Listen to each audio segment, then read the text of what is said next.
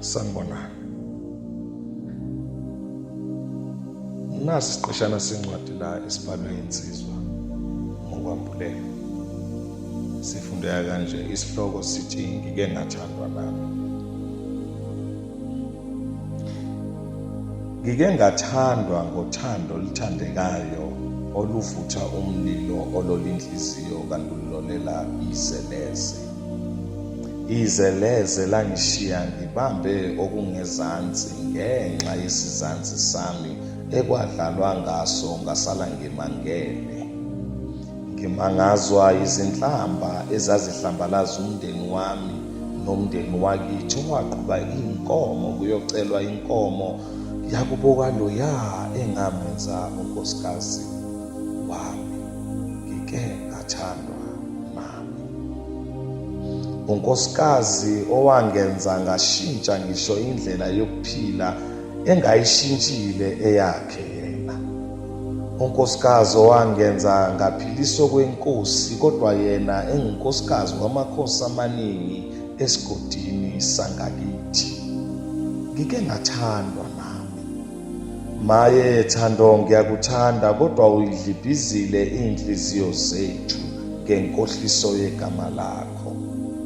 Inhliziyo zethu zigxiza igazi ngenxa yegama lakho. Amadoda asemajele abiphile ngenxa yokubola kweinhliziyo ezakhohliswa ngegama lakho. Maye Thando, ngiyakuthanda kodwa uyidlibhizile inhliziyo zethu ngenkohliso yegama lakho. Ngegama lakho Thando ngiyintandane namuhla. Umama wangipha isibongo sakomunye umuzi ngoba ethanda khona.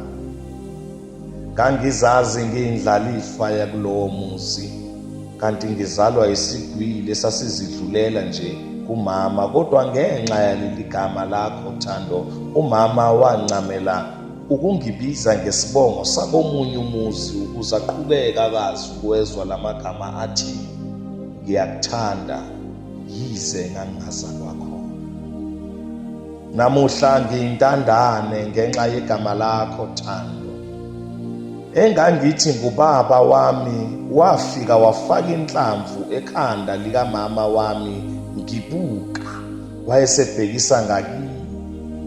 Wathi kimi, ungixolele mntanami, mina nawe sikhohlisiwe ngegama lothando, kodwa wena anguzali.